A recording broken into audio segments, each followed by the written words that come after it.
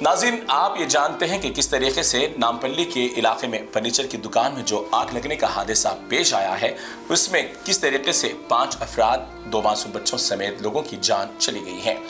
लेकिन यहाँ पर मैं 2 अहम सवाल करना चाहता हूँ। सबसे पहले उन अनबख्तों से सवाल करना चाहता हूँ जो आज इस भारत मुल्क के कई रियासतों और बिलखुसूस अब हैदराबाद की भी अमन की फिजा को ख़राब करने के लिए कोशिश कर रहे हैं और आए दिन मुतनाज़ नारे लगाकर मुसलमानों के खिलाफ सिर्फ जहर उगल रहे हैं और जहरीली नज़रों से देखा जा रहा है मुसलमानों को। और सिर्फ यहाँ पर देशभक्ति के नाम पर मुसलमानों को काटने, मुसलमानों को देश से भगाने, मुसलमानों को पाकिस्तानी करार देने की जहरीली बातें चल रही हैं। लेकिन इन तमाम जहरीले बयानात, जहरीली बातें, जहरीली फिजाओं के दरमियान और ऐसे जहरीले लीडरान के दरमियान आज 2 मुस्लिम नौजवानों ने फिर अपनी एक मर्तबा इस्लामी तालीमात को, मुसलमानों की मोहब्बत को, मुसलमानों की कुर्बानियों को उजागर किया और तमाम हिंदुस्तानियों और मुसलमानों के सर को फख्र से ऊंचा कह दिया।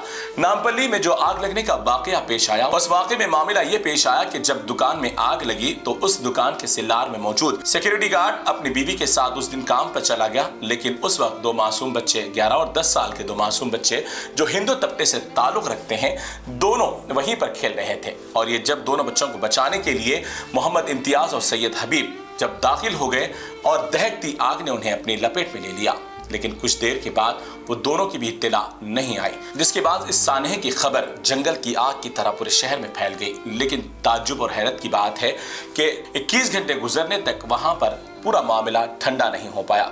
मजलिस के अरकान, जिस तरीके से आपने देखा कि वीडियोस में मिर्ज़ा रहमत अली बेग, ज़फ़रुल्लाह खान और कई ऐसे अरकान हैं जो वहाँ पर इस तरीके से जिस्मानी तौर पर खिदमत करते हुए वहाँ पर लोगों की जान बचाने और जो फौत हो गए थे उनकी जान बचाने की भरपूर कोशिश की। लेकिन मेरा सवाल उन तमाम फिसादियों से है, क्या अब इन 2 मासूम बच्चों को बचाने और उसमें मौजूद दीगर हिंदू तबके के लोगों को बचाने के लिए जब ये मुसलमान नौजवान उसमें दाखिल हुए तो क्या इन्होंने कोई नारा लगाया?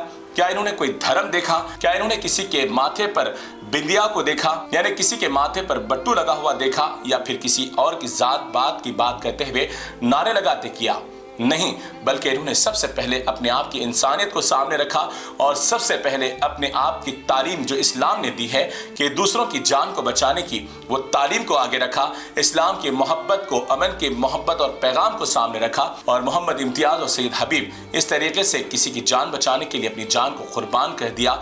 और इन्होंने जब अपने ज़ईफ़ वालिदैन का इन्हें सहारा बनना था, आज वो उनसे जुदा हो गए। तो अब सोचिए उनके वालिदैन पर किस तरीके से क़यामत सुग़रा टूटी होगी। और उन वालिदैन का तो हाल आपने देखा वीडियोस के अंदर, कैसे बिलखते रहे अपने नौजवान बच्चों की लाशों को देखकर, कैसे अपने बच्चों को दहकती आग में जलता देखकर माँ बाप के दिलों पर क्या गुजरी होगी। मैं उन तमाम फिसादियों से फिर एक मरतबा कहना चाहता हूँ कि इस मुल्क में सबसे पहले इंसानियत को सामने रखा जाए, फिर धर्म की बात की जाए, फिर उसके बाद अपने दिलों और अपनी ज़बानों पर नफरत के नारों को बुलंद किया जाए।